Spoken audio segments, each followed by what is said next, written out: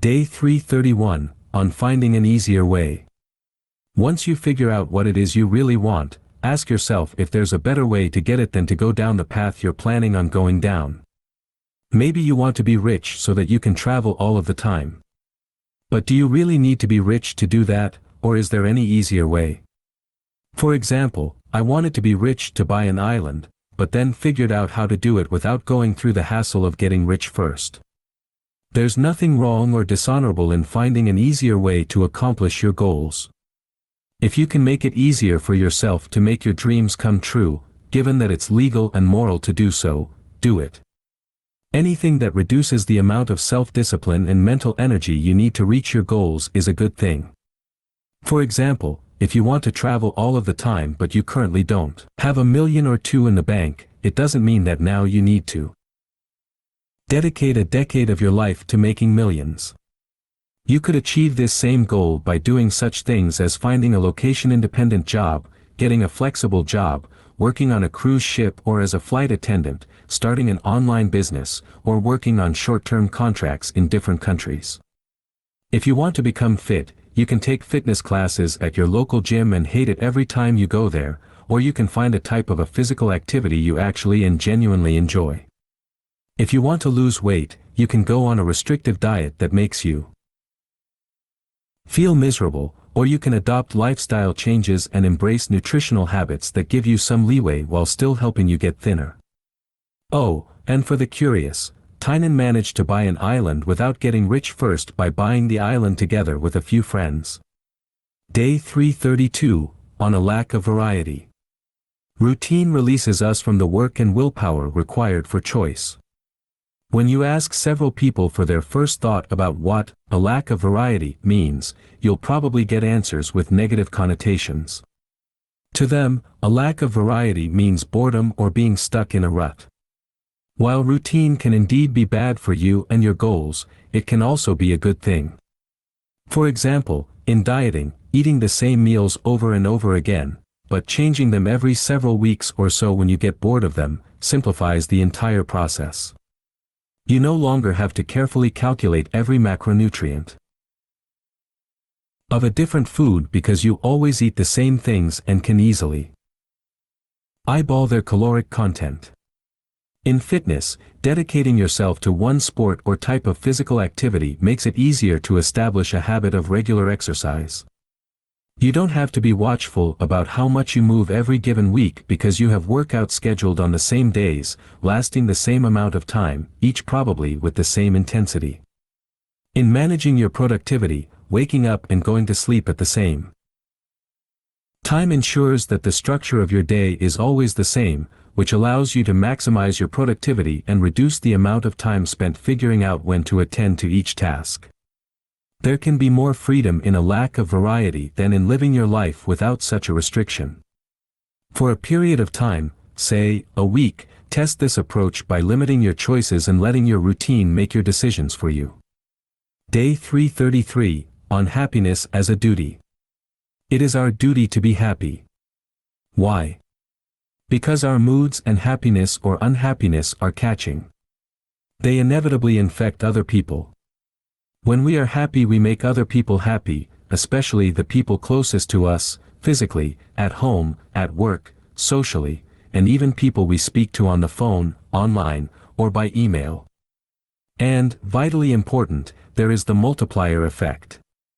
I am happy, I make you happier, you make them happier, they make yet other people, whom you may never know, happier.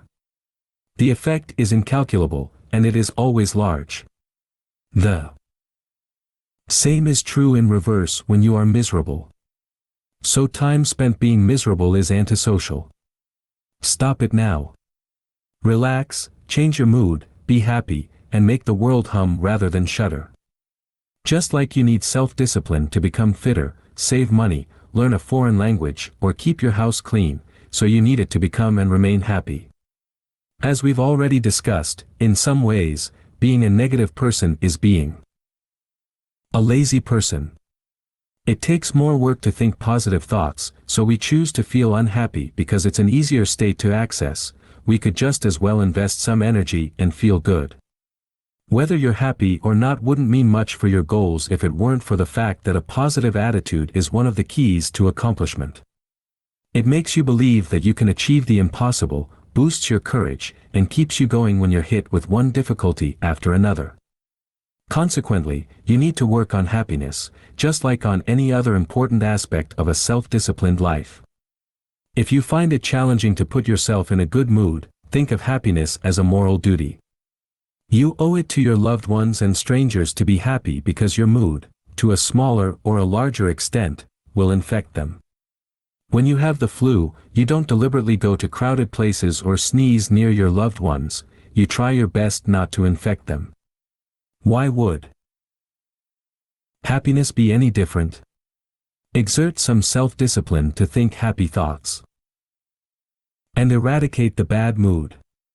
It's within your control to feel great or miserable. Strive to infect others with happiness, not sadness. A great side effect is that the happier you make other people, the easier it will be to remain happy yourself. Day 334, on self-criticism. Self-criticism is consistently associated with less motivation and worse self-control. Berating yourself for your failures simply doesn't work. Instead of motivating you to do better next time, it only brings you down, causing you to be even less likely to exert your willpower. In fact, being too harsh towards yourself can turn one slip-up into a full-blown crisis or even into giving up on your goals because you become convinced that you're too weak to change your life. Instead of self-criticism, give yourself self-compassion. Whenever you fail to meet your standards, remind yourself that you were probably doing your best, but this time it simply didn't work. Human beings aren't perfect, so don't assume that you'll have 100% adherence to a diet, a workout program, or any other resolution you have. Then, instead of looking for reasons why you suck because you failed, look for lessons in your slip-up and vow to do better next time, being careful to not repeat the same mistakes. Being kind to yourself will ultimately motivate you more to try again than poisoning yourself with your critical voice ever could. Day 335, on wishing. When people say, "I wish," they don't really believe it. "I wish I could save money," or "I wish I could lose weight," means, "but I don't believe it's possible." One effective, and at first glance, perhaps a bit naive, strategy to help you develop success-friendly habits, traits, and behaviors is to change your language.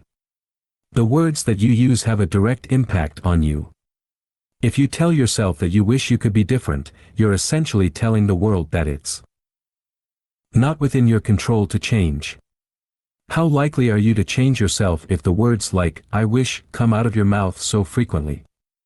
How much confidence will you have in your ability to reach your goals if you don't believe it's possible that you can achieve them? Set a simple challenge. For the next 7 days, whenever you catch yourself saying you wish you could do something, stop and rethink it. Is it really something that you will never be able to accomplish, such as become younger, or is it just your brain serving you your own limiting beliefs? If it's the latter, make a list of immediate actions you can take to transform "I wish" into "here's how I'm going to do it." Day 336, on remembering that your time is limited.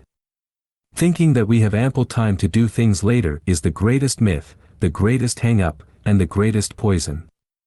If we knew that tonight we were going to go blind, we would take a longing, last real look at every blade of grass, every cloud formation. If we knew that we were going to be deaf tomorrow, we would treasure every single sound. Death can be the ultimate motivator. In a 2007 movie, The Bucket List, it's their impending death that motivates two terminally ill men to embark on a road trip with a wish list of things they want to do before their illnesses claim their lives. From time to time I like to imagine that I have a few months of life left. I ask myself if I would die fulfilled or if there would be something I would deeply regret not having done. Taking a few minutes to imagine such a scenario is a helpful exercise in discovering your true priorities and serves as a powerful boost of motivation to act now. Thinking about death is morbid, but ultimately can also act as an inspiring experience that can shake you out of inaction. Imagine your last hours and think that you'll never be able to do the things that you've wanted to do your entire life, but never acted upon. The only thing left is regret that when you could have done them, you chose to put those things off, and now you can only imagine how it would feel to accomplish them. Now realize that you're still here, still alive and kicking, and there's still a possibility of making your dreams come true. Why on earth are you still putting off those important goals, knowing that one day you'll no longer be able to pursue them? Week 49. Day 337, on a coin flip. When you are undecided on a difficult decision, flip a coin. Why? Because when the coin is in the air, you suddenly know which side you really want. This simple trick is one of the most powerful decision-making tools. Whenever you're hesitant, let fate decide for you, and you'll immediately realize which option you prefer to take. If you don't have a coin, name your options A, B, C, etc. and ask your friend to randomly pick one letter. If there's nobody around you and you need to make a quick decision, randomly pick one of the options and ask yourself how you feel now that you've decided on it. We often know in our gut which option is better, but we get stuck in the decision-making process out of a fear of missing out on something that another option might offer us. Turning the final decision over to something that is outside of your control amplifies your inner voice and leads to better decisions. Day 338, on I don't versus I can't. I don't is experienced as a choice, so it feels empowering. It's an affirmation of your determination and willpower. I can't isn't a choice, it's a restriction, it's being imposed upon you. So thinking, I can't, undermines your sense of power and personal agency. Be careful not to say, I can't, whenever you're working on implementing a new positive change in your life that requires you to give up something, such as going on a diet. Thinking of your decision in terms of a restriction, I can't do it, inevitably leads to discontent and approaching your change as a short-term solution. Admitting that a change is your choice by saying, I don't do it, lends itself to treating it as a permanent identity shift. A related technique you can use to give up something that's bad for you is to associate it with the discomfort it leads to and deciding that you no longer want to suffer from it. You aren't saying that you can't do this thing any longer and thereby think of it as a restriction. You're saying that you don't do this thing because it's your own choice, dictated by your wish to avoid the unpleasant. Consequences. For example, I was once a big lover of potatoes and they greatly contributed to me being overweight. When testing how certain foods affected me, I realized that potatoes made me bloated, tired, and led to digestive issues. Just like that, I stopped eating potatoes that I had been previously eating in copious amounts at least 3 times a week.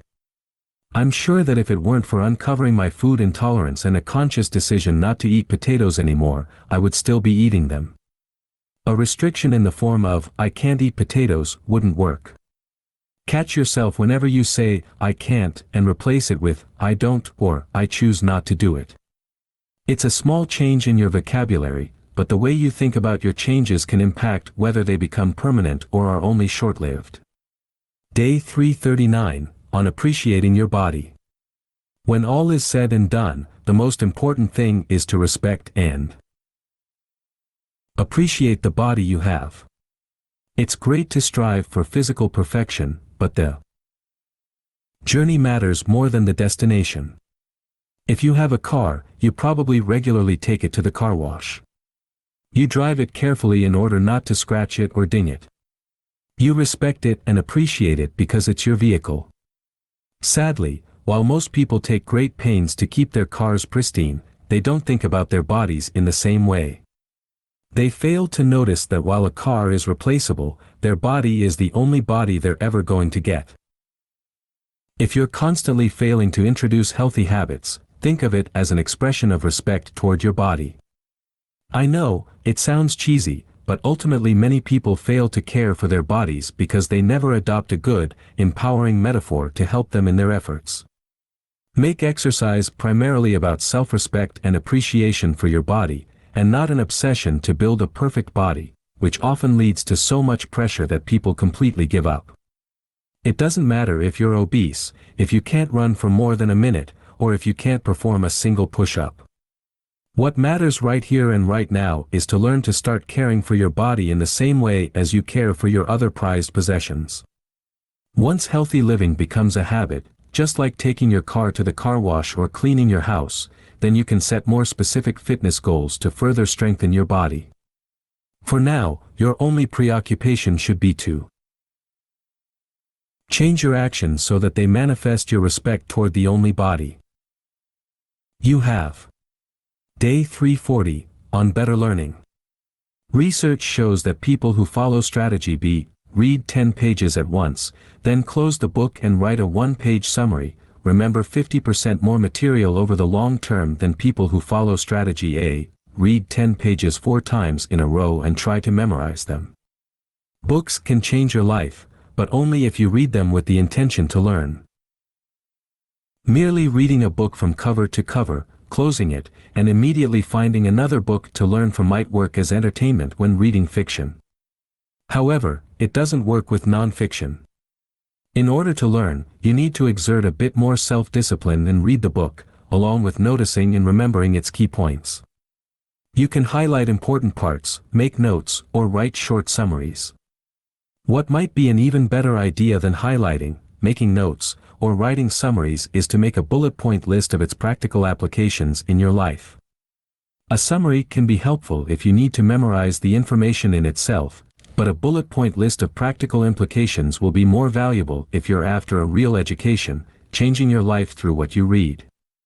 Start today with this book. Grab a notepad or open a new document and make a list of its several practical applications of the advice you've discovered in this book. We're on day 340, so I'm pretty sure you can make a list of at least 10, if not 100, possible changes you can introduce in your life to instill more self-discipline. Day 341, on when not to make important decisions. I've found that it's a good rule to never make an important decision when your emotions are in control. I try to program myself in advance to remember this rule when I need it. When I'm in an emotional state, either positive or negative, I try to keep just enough intellect working to tell me one thing: don't decide now. I wait until I've relaxed and can think more clearly. If you want to greatly increase the chances of making a bad decision, make it when you're under the influence of strong emotions, either negative or positive. The same is true in reverse. To make a good decision, only do so when you're in a neutral emotional state, relaxed enough to think clearly and weigh all the pros and cons. For example, I have a rule to never agree to make any big purchases over the phone or in person without giving myself at least a day to think it over. That way, I can think objectively about whether I really need to make such a purchase, and if so, research whether I was given a good offer. Establish a similar rule in your life and always wait before making any big decisions. This also applies to setting big new goals. It's better to set them when you're in a neutral state of mind than when you're pumped up, because if you do so while being influenced by a temporary strong rush of endorphins, you'll probably overestimate your abilities and set goals that are beyond your reach. Day 342, on doing the best you can with what you have. Success means doing the best we can with what we have. Success is the doing, not the getting, in the trying, not the triumph. Success is a personal standard, reaching for the highest that is in us, becoming all that we can be. If we do our best, we are a success. Success is the maximum utilization of the ability that you have. One of the best ways to destroy your resolve is to associate success with results alone. If you fail to generate any results for a long time, as is often the case when working on difficult, long-term goals, the belief that you're only doing well if you're getting immediate results will discourage you from continuing.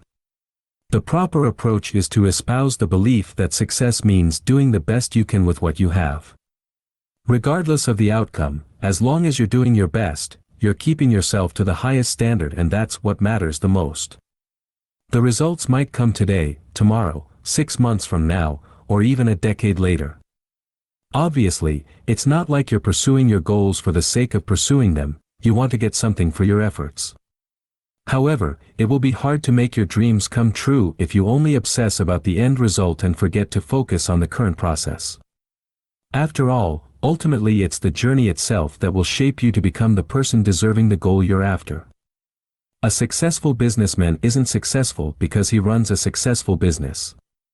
He's successful because he stuck to his business, despite difficulties, failures, and the seemingly hopeless situations in which he found himself. He wouldn't have built a successful business if he had only defined himself by the results, which are rarely anything to brag about anyway, at least in the first several years of running a business. A successful athlete isn't successful because she has received a medal.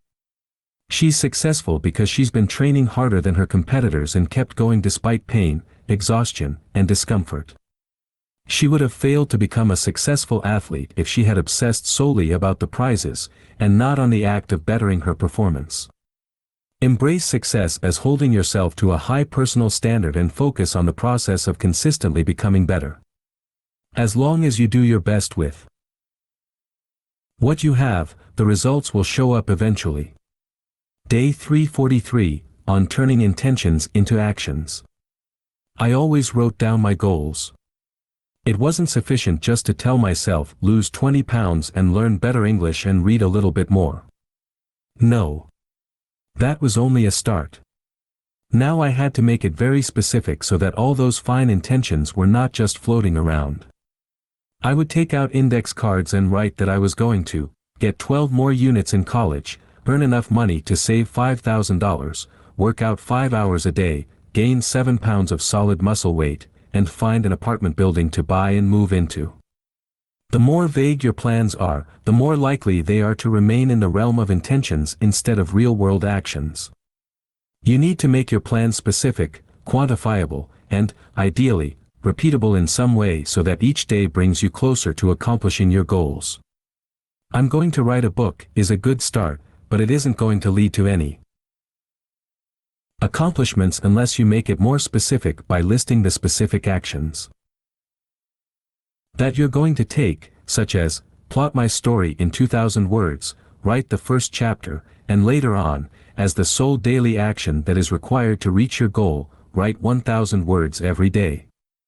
With goals that make it difficult to tell whether or when you've accomplished them, such as Arnold's, I'm going to learn better English, it's crucial to set specific, quantifiable sub-goals, such as, master 100 common words related to medicine, or read 10 history books in English, so that you can objectively say that because of the effort you've exerted, you've indeed improved your abilities and have evidence that supports that view.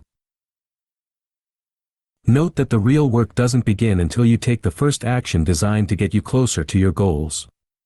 Even the most specific and well-designed goal is still a dream until you figure out what concrete actions you need to take, and then take them, to convert it into a true goal with chances for success. Week 50. Day 344, on the desire for safety.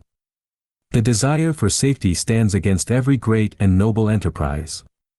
When setting any new goals, the desire for safety will fight against the desire for growth. Choosing safety is choosing instant gratification, while going for growth might be uncomfortable now, but will eventually deliver bigger and better rewards.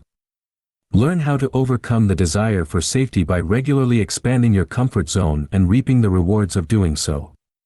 It's hard to imagine how beneficial temporarily giving up safety can be unless you actually do it. No words of mine will persuade you more than you actually venturing out, testing it for yourself and feeling more powerful, thanks to facing your fears. You can also follow the strategy of alternating between periods of safety and growth. After each big step forward that required courage and put you in an uncomfortable situation, give yourself a few days to enjoy safety. Then, when you feel secure and recharged, expose yourself to danger and growth again. That way, you'll consistently stretch yourself in a sustainable way, without ever completely exhausting your mental energy. That's what I often do during my rock climbing workouts. On some workouts I favor technical routes that require little courage but lots of focus and Then on other workouts, I climb difficult, mental routes where a fear of falling enters into the equation. Thanks to this approach, I rarely don't feel like climbing. Whenever I don't feel mentally ready to give up the feeling of security, I can simply do something else and then expand my comfort zone the next time, when I'll have recovered. Stretch your comfort zone frequently, but do it in a sustainable way. Ensure that you regularly get to enjoy at least a short period of security to gather energy for another expedition that will take you beyond your comfort zone. Day 345, on injecting adventure in your routines. Writing interests me more than anything else. If I made a chore of it, my enthusiasm would die. I make it an adventure every day. I get more entertainment from it than any I could buy. A daily routine sounds boring, but it doesn't need to be. If you inject some fun and adventure in it, you'll find it will be easier and more pleasant to stick to it. For example, if you're on a diet, there's no rule stating that you can't cook exotic healthy meals or try foods you've never tasted before. Starting a diet can be a good opportunity to introduce more variety in your nutritional habits. If you want to become more financially disciplined, turn it into a game. Set a challenge to save as much money as you can. Find better deals for the items you need to buy regularly. Come up with ways to make some money on the side. If you want to become more productive, challenge yourself to get as much work done as possible in a short period of time. Experiment by working in different places. Try new ways of getting things done. If your resolutions don't feel like chores, but more like opportunities to have some small adventures and entertain yourself, you'll be more likely to stick to them than if you looked at them as boring obligations. Day 346, on surpassing yourself. A man's life is interesting primarily when he has failed, I well know. For it's a sign that he tried to surpass himself. One interesting and empowering way to look at failure is to consider it a sign that you're trying to surpass yourself. After all, you can't fail if you're doing something that is well within your abilities. You fail when you're doing something that is difficult for you, in order to grow. Hence, if you aren't failing, you're probably not stretching yourself enough. If you've been going a long time without any failures, it's time to think bigger. Not experiencing any failures is a clear sign that you're setting your aims too low, and it's time to seek a more challenging environment or establish new, more difficult goals. Success is obviously a positive thing, but bear in mind that if you're constantly succeeding, it comes with the risk of getting too cocky and assuming that you're invincible. Setting goals with a high risk of failure will help you stay humble and ultimately aid you in keeping success in your life. Day 347, on enduring your tyrants. Power concedes nothing without a demand. It never did and it never will. Find out just what any people will quietly submit to, and you have found out the exact amount of injustice and wrong which will be imposed upon them, and these will continue till they are resisted with either words or blows, or with both. The limits of tyrants are prescribed by the endurance of those whom they oppress. Likewise, the limits of problems in your life are determined by your tolerance of them. If you have a slight pain in your little toe, you probably aren't going to go see the doctor, but multiply the pain by a factor of 5 and you'll be at the doctor's office in a split second. Think in the same way about your bad habits or any other harmful actions of yours. If the perceived pain, negative consequences, is weak, you'll most likely continue to tolerate it for as long as it doesn't increase. Intensify the pain, and you'll start looking for solutions. There are 2 ways to inspire you to give up negative behaviors. 1. The pain caused by your negative behaviors intensifies by itself. One day you realize that the problem has grown to such proportions that you must do something about it. For example, your negative nutritional habits lead to a heart attack, or failing to improve your self-confidence makes you a loner without any friends. This is not a good way to deal with negative behaviors, because you're letting the problem grow uncontrollably until it poses a big risk in your life. 2. Intensifying the pain by making yourself aware of how deep the pain goes. Instead of ignoring the pain and keeping it running in the background, you tune into it and focus on all of its consequences. Make them bigger and assume they will soon get worse. Use the negative visualization to inspire the change. For example, once you notice you're gasping for air after climbing a set of stairs, assume that it's the first sign of an incoming rapid deterioration of health. New symptoms will soon follow, and each will be stronger than the previous one. The slight discomfort you have now is only the beginning. Amplify its message and act now while you still can. Don't ignore it by thinking that you can forget about it for now and you will address it later if it gets worse. Unless you can convince yourself how far-reaching and dangerous the consequences of your behaviors can be in the long term, you won't act. Think of any negative behaviors of yours as tyrants. To what extreme measures must they go before you stop enduring their oppression? Day 348, on using your strength. Greatness lies not in being strong, but in the using of strength. I've never understood the point of going to the gym, lifting weights and then heading back home, sitting on your butt for the rest of the week and avoiding any kind of physical movement, never actually using your strength for anything besides lifting weights. Doesn't one find the purpose for getting strong by actually using it for something besides training? Throughout the book, I've listed numerous exercises you can use to boost your willpower and become a more self-disciplined person. Those exercises aren't there for entertainment purposes. I'm sharing them with you so you can actually perform them and then apply the lessons and improvements that you gain through them to your goals. There's little point in practicing self-control for the sake of practicing self-control. Of course, nothing prevents you from taking cold showers just because you'd like to test yourself or controlling your thoughts just because you'd like to get better at controlling your thoughts. However, remember that ultimately the intention of those exercises is to build strength, which you then use to make your life better. Day 349, on managing energy. Energy, not time, is the fundamental currency of high performance. You can have all the time in the world, but if you don't have energy, it won't mean anything. Your energy is your primary resource needed to change your life for the better. If you lack it, your chances of attaining your goals drop to zero. For this reason, it's vital to learn how to manage your energy. That's why I'm so adamant about the importance of healthy habits like getting enough sleep, eating healthily, and exercising regularly. If you don't have such habits, your energy levels are compromised and you're less likely to achieve your goals. In addition to healthy habits, consider making a list of things, places, and people who energize you and a second list of those that rob you of energy. Now that you have both lists in front of you, think about how you can restructure your life to spend as much time as possible in an energizing environment with energizing people, and as little time as possible in situations that rob your energy. For example, large crowds exhaust me, so you'll almost never find me in 1. On the other end of the spectrum, spending time in nature recharges me, so I strive to be outdoors at least a few times a week. Energy management is one of the key skills you need to perform well in both your professional and personal life. Let me assure you that no matter how disciplined you are, if you routinely exhaust yourself, one day you'll burn out.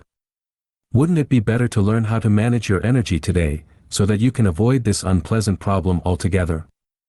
Day 350, on doing things deliberately. Working slowly in today's world goes against every thought system. You can only work slowly if you do it deliberately. Being deliberate requires you to stay in the process, to work in the present moment. In rock climbing, when you're clipping the rope into a quick draw and you rush it, your movements will be imprecise. In the end, with rapid movements it will take you more time to clip in the rope than if you were to do it slowly. Working deliberately, particularly when the stakes are high, takes a lot of self-control. You need to battle against the temptation to rush things and maintain your concentration when stress threatens to consume you. Doing things fast, but not necessarily well, isn't a particularly good strategy for achievement. In fact, it's usually the slow, deliberate, poised movements that lead to great outcomes, and not rushed, nervous, or impulsive actions. Identify when your behaviors are hasty and unfocused and take advantage of such opportunities to exercise your willpower by doing things slowly and with precision. Week 51. Day 351, on admitting you're struggling. To cut out every negative root would simultaneously mean choking off positive elements that might arise from it further up the stem of the plant. We should not feel embarrassed by our difficulties, only by our failure to grow anything beautiful from them. I often talk about my failures in my books because I want my readers to understand that hardships are an inherent part of the process. If somebody claims they're successful but they've never failed, you can be sure they're lying. Whenever you're dealing with problems and struggling to stick to your goals, don't be afraid to share your troubles with others and reach out for help.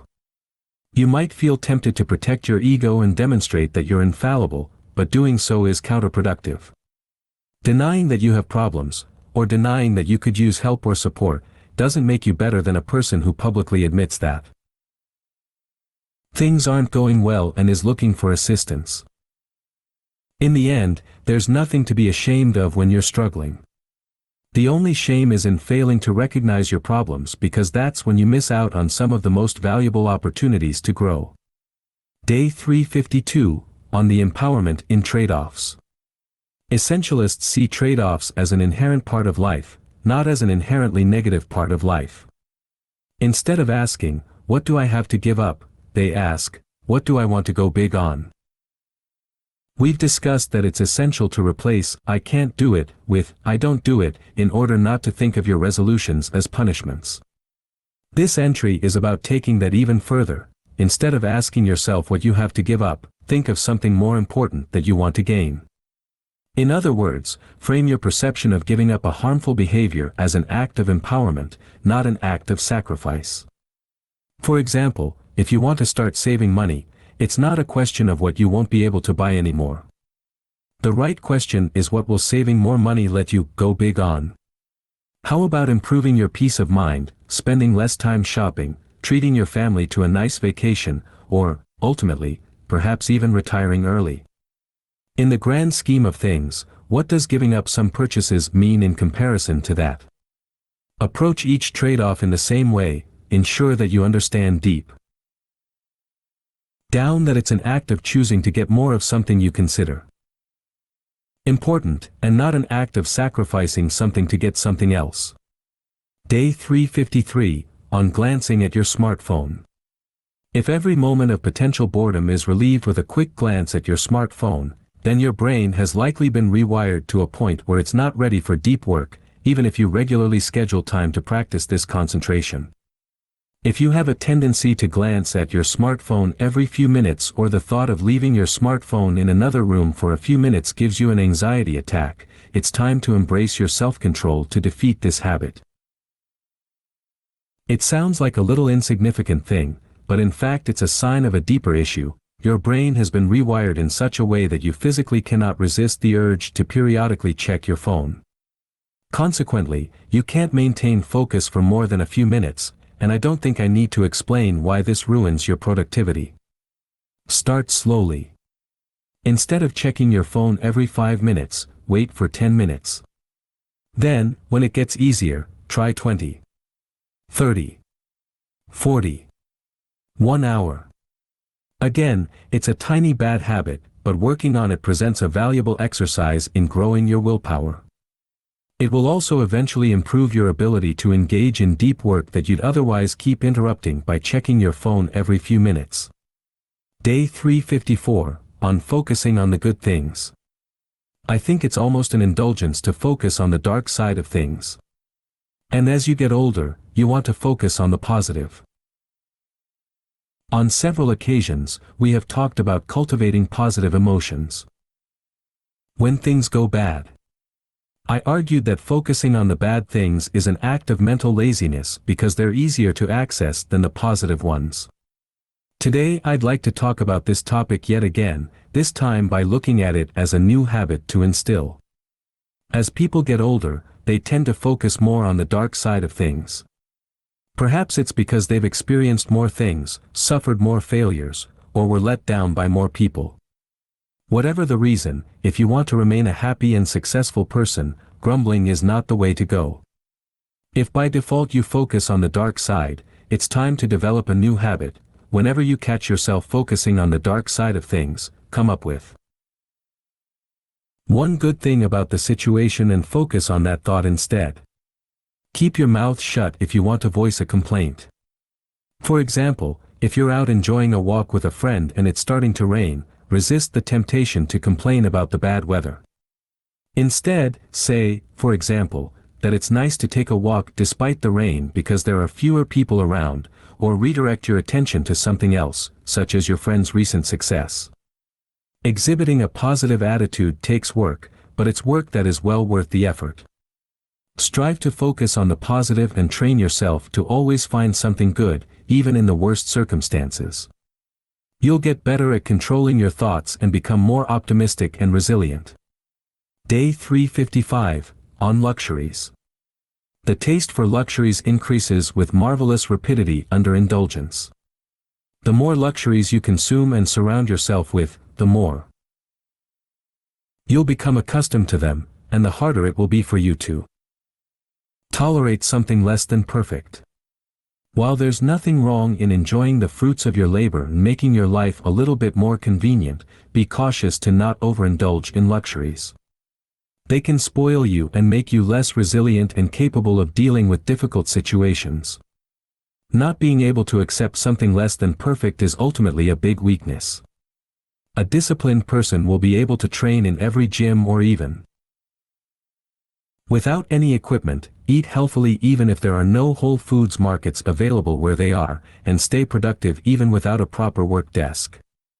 Periodically go with something of a lower quality to remind yourself that things don't have to be world-class in order to still serve their function. Forgo some conveniences to improve your tolerance of the hardships. Don't indulge yourself after a success, in order to remind yourself that ultimately the most valuable reward is the process you had to go through to achieve the final outcome. Doing all of those things will increase your appreciation of what you have, and remind you that discomfort is always just a step away, and yes, there's always the risk that one day it will be you who will have to tolerate it again. Day 356, on taking the initiative. I've trained myself to propose solutions instead of ask for them, to elicit responses instead of react, and to be assertive without burning bridges. To have an uncommon lifestyle, you need to develop the uncommon habit of making decisions, both for yourself and for others. You need a lot of self-discipline to take the initiative instead of taking the easy way out and waiting for somebody else to act. It's easier to present a problem and ask for solutions than to suggest some yourself. It's easier to delegate the responsibility for the decision to someone else, essentially freeing yourself of the discomfort of having to make a decision in exchange for losing control over the situation. To obtain better results in all kinds of endeavors, become the person who takes the initiative. If you're dealing with a problem that affects others, instead of only presenting the problem to the group, propose several solutions. Resist the temptation to be lazy by relying on others' ideas and come up with your own. I used to work with a few business partners, and I can tell you that there's nothing better than an associate who doesn't merely wait for the solutions, but offers them himself or herself. And the reverse is also true. There's nothing worse than a collaborator who only brings you problems and expects you to solve them all. In addition, become proactive and react as quickly as you can. Yes, it's uncomfortable to stand out and take the initiative while everybody else is looking at you and judging you. However, ultimately, he or she who acts first is the leader. Immediately reacting to situations also trains you to overcome hesitation and to develop a habit of taking action. For example, if you're walking down the street and somebody looks like they're about to faint, overcome your social fears and ask them if they're fine. Such a small decision of yours might mean the difference between life and death for that stranger. I was once on a bike ride with a friend when we noticed a man lying down in the middle of the sidewalk, blood dripping out of his ear. Nobody stopped to help him, and yet he was a stone's throw away from a church packed with people. Who knows? Maybe nobody offered to help because they were afraid to. take action or thought that somebody else would take the initiative. Fortunately, we attended to the man and the ambulance arrived quickly to take him to the hospital. What if nobody had stopped to help him for several hours? Taking the initiative is often uncomfortable, but that's just one more reason to do it. Don't react, act. Don't present problems, present solutions. Don't shrug it off by saying, whatever, choose an option if nobody else is willing to do it. Day 357, on the rare indulgence. Rare indulgence produces greater pleasure. Here's a simple trick to postpone acting on a temporary urge. Tell yourself that you'll engage in it later, and your reward for postponing it will be the greater pleasure it will give you. I know, it sounds like an overly simplistic tip, but try it out.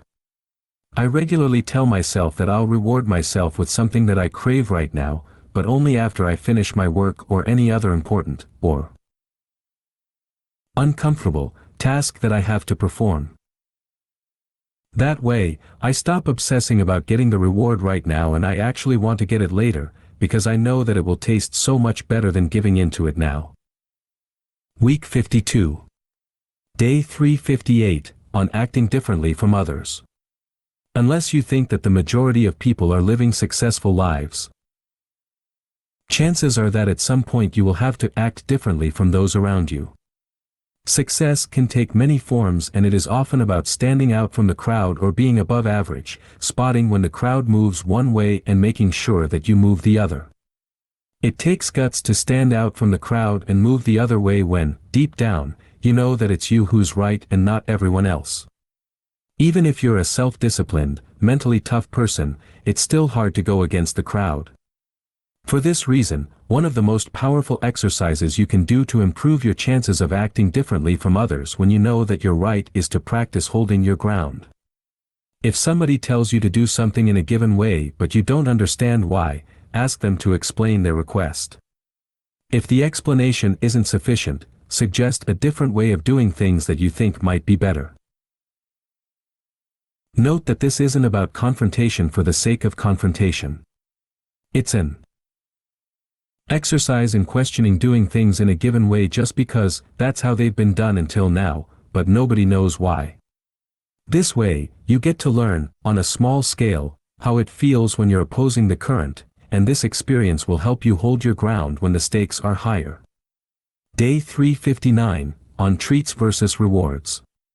A treat is different from a reward, which must be justified or earned. A treat is a small pleasure or indulgence that we give to ourselves just because we want it. Treats give us greater vitality, which boosts self-control, which helps us maintain our healthy habits. When we give ourselves treats, we feel energized, cared for, and contented, which in turn boosts self-command. When we don't get any treats, we feel depleted, resentful, and angry, and we feel justified in self-indulgence. We start to crave comfort, and grab that comfort wherever we can, even if it means breaking good habits. Trying to totally do without treats and rewards is a posture that is destined to fail. I don't know of a single person, no matter how self-disciplined, who doesn't treat themselves to a small pleasure or indulgence every now and then and who doesn't use rewards as a motivational tool. Treats and rewards serve an important role. They help you to recover and to face future discomforts with a more positive outlook. Don't make the mistake of assuming that you're so disciplined that you don't need rewards or treats in order to work on your goals. There's only one outcome from making such a dangerous assumption. After a period of doing well, you'll start craving comfort. Since you'll deny yourself the needed comfort, the desire to indulge will build up, eventually explode, and destroy any remnants of self-discipline that remained. Set rewards for accomplishments and don't be afraid to indulge in small pleasures from time to time, as long as they're small and don't compromise your long-term goals. Self-care reinforces self-command, while self-denial depletes it. Day 360, on self-myofascial release. Self-myofascial release is a fancy term for self-massage to release muscle tightness or trigger points. This method can be performed with a foam roller, lacrosse ball, Theracane, or your own hands. By applying pressure to specific points on your body, you are able to aid in the recovery of muscles and assist in returning them to normal function. Normal function means your muscles are elastic, healthy, and ready to perform at a moment's notice. As the quote explains, self-myofascial release is a term for self-massage. You focus on trigger points in your body to release tension and bring back the previous elasticity of your muscles. What does it have to do with self-discipline? Here are 3 ways that it applies. First, it's difficult to be on top of your game if your body is constantly tense. I find it hard to focus on work if I suffer from back pain. When I spend a few minutes massaging the tightest spots, the mental tension goes away along with the physical tension. Second, one common reason why people skip workouts or avoid putting themselves in uncomfortable situations is because they're in pain. A lot of that pain comes from your body being tight like a bowstring. Several weeks spent addressing your most painful trigger points can work miracles when it comes to eliminating chronic pain. Finally, self-myofascial release, such as using a foam roller, isn't a particularly comfortable thing to do. In fact, it can be immensely painful. And that's precisely why self-massage can be a valuable exercise for your self-discipline. Just like in any other exercise, you suffer some temporary pain or discomfort but eventually get a bigger reward. With self-massage, you experience the temporary pain of applying pressure to your trigger points, but then benefit from increased mobility and free yourself from the chronic pain of tight muscles. Buying an inexpensive lacrosse ball or a foam roller can be one of your best investments. Greatly reduced, or even eliminated, pain, increased mobility, and improved self-discipline are more than worth the $20 or $30 spent on a self-massage tool. Day 361, on smiling. If in our daily life we can smile, if we can be peaceful and happy, not only we, but everyone will profit from it. If we really know how to live, what better way to start the day than with a smile? Our smile affirms our awareness and determination to live in peace and joy. The source of a true smile is an awakened mind. Smiling is one of the easiest, and one of the hardest things to do. It's natural to smile when you're happy and feel good, and almost impossible when you're in pain or feeling unwell. With increased self-control, your ability to do things in spite of what you feel like doing increases. Smiling can be an excellent exercise in this practice. I don't want to downplay the negative things that may be happening in your or anyone else's life. However, the truth is that we often resort to scowling, crying, worrying, and radiating negativity when we experience negative emotions, just because this state is easier to access than the positive one. When you think about it logically, it makes no sense to further ruin your mood after experiencing something negative. If you have a cold, you don't go out naked in the middle of the winter to catch pneumonia, too. Yet, that's pretty much what we're doing anytime we decide to humor negative emotions instead of smiling despite them, or at least trying to lift our spirits a little. Obviously, it's easy to say that some negative events are such that they can destroy a person from the inside out, and telling them to smile would be ridiculous. Apply this advice primarily to the small everyday struggles you encounter, where your negative reaction isn't necessary. For the next week, try to handle every difficulty with a smile on your face. It doesn't matter if your smile isn't entirely genuine. The point is to make an effort in overcoming your default reaction of feeling negative and replace it with a more positive attitude. Even if you fail to maintain a better mood for more than a couple of minutes, the exercise in itself will help you better control your impulses and might even lift your spirits slightly. And if you repeat it often enough, your brain's pathways will change and make you more capable of feeling positive, even when bad things happen, and that's not a bad ability to have, is it? Day 362, on professionalism. Amateurs think that if they were inspired all the time, they could be professionals. Professionals know that if they relied on inspiration, they'd be amateurs. Inspiration is important to get you to start working on your goals, but you Can't rely on it alone if you want to pursue excellence and become a high performer. The keys to professionalism are: 1. Routine. Don't wait for inspiration to strike you. In an ideal world, you'd be inspired all the time, always pumped up to work. In the real world, you're probably going to be uninspired more often than you'll be inspired. Yet, if you want to become professional, you need to deliver on both good and bad days. Establish a routine of what you need to produce each day, whether it's 1,000 words of a book, playing the guitar for an hour, making 50 sales calls, or learning 20 new words in a foreign language, and stick to it, regardless of your mood. 2. Reliability. If you give a promise, you fulfill it, and that includes any promise you make to yourself. This also means sticking to deadlines and resisting the temptation to extend them just because they're difficult to meet. 3. Constant improvement. Amateurs dabble, while professionals constantly improve their craft.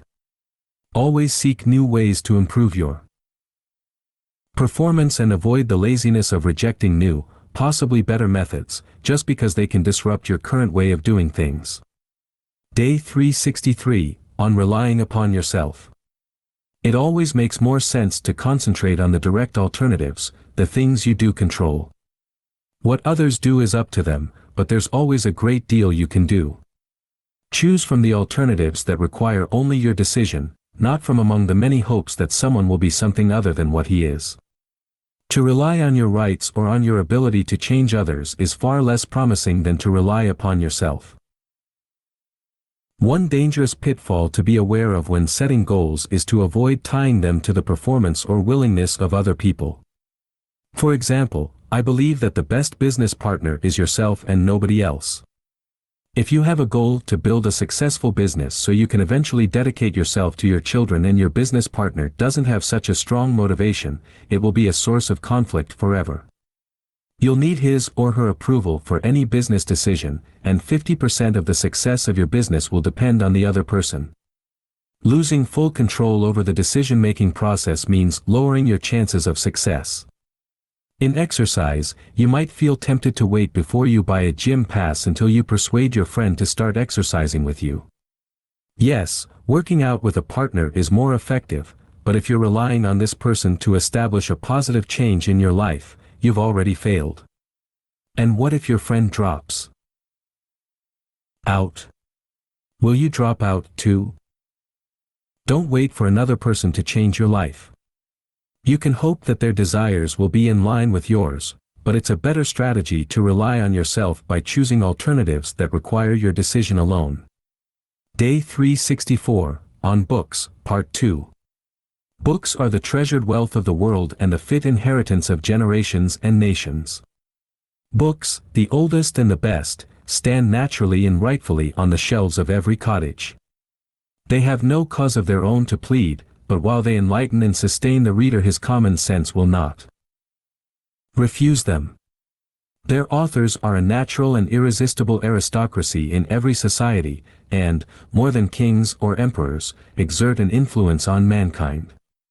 On day 79 I shared with you 3 inspirational books, and then, on day 158, I suggested some biographies to read.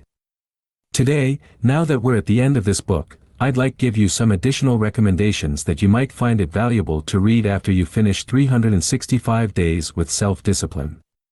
Here they are. 1. Make It Big. 49 Secrets for Building a Life of Extreme Success, by Frank McKinney. Brilliantly inspiring and practical book written by a fascinating entrepreneur and philanthropist. 2 and 3. Unlimited Power and Awaken the Giant Within, by Tony Robbins. 2 self-help classics that everyone should read. 4. Essentialism, by Greg McKeown. If you're struggling to identify your priorities and focus on what matters most, this book will help you. 5. The Obstacle is the Way, by Ryan Holiday. An excellent book, loosely based on the Roman philosophy of Stoicism, that teaches you how to succeed in spite of hardships. 6. How Not to Die, by Michael Greger. If you want to learn more about the why and how of healthy eating habits, this book is for you. Understanding on a deeper level how your unhealthy choices can affect your life can boost your resolve to finally make a change. Week 53. Day 365, on sweeping the floor. My friend the philosopher and martial artist Daniele Bolelli once gave me a helpful metaphor. He explained that training was like sweeping the floor. Just because we've done it once, doesn't mean the floor is clean forever. Every day the dust comes back. Every day we must sweep. As we're about to part ways, I'd like to leave you with an important reminder: cultivating self-discipline, like training or sweeping the floor, is something that must be done daily. As incredible as it would be to build self-discipline just once and then enjoy it for the rest of your life, it requires constant work to maintain it so that it can aid you in your objectives. The moment you put instant gratification back on the pedestal is the moment you start losing your self-control. The moment you decide that it's time to embrace the easy life and stay away from the challenges is the moment your life starts getting harder. The moment you decide that you're already strong enough and nothing can break your spirit is the moment you start losing mental resilience. We've spent 365 days together, but your journey toward self-discipline doesn't end here. Grab the broomstick and start sweeping. Epilogue. Our journey has come to an end and I don't want to keep you here for long. I hope that you've gathered so many different ideas to apply in your life that you'll be busy implementing them for a long time to come.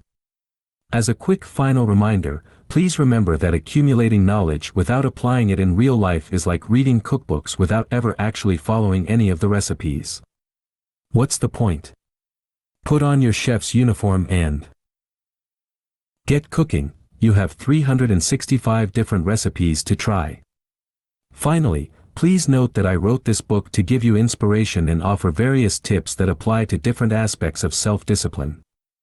I prioritized brief, universal suggestions over detailed how-to advice. End of the book. I hope you enjoyed it. Thank you for listening. If you want to get more specific, in-depth lessons about self-discipline, please refer to my other books about self-discipline, which address areas like dieting, self-discipline dieter, exercise, how to build self-discipline to exercise, entrepreneurship, self-discipline for entrepreneurs, impulse control, how to build self-discipline, and long-term habits, daily self-discipline.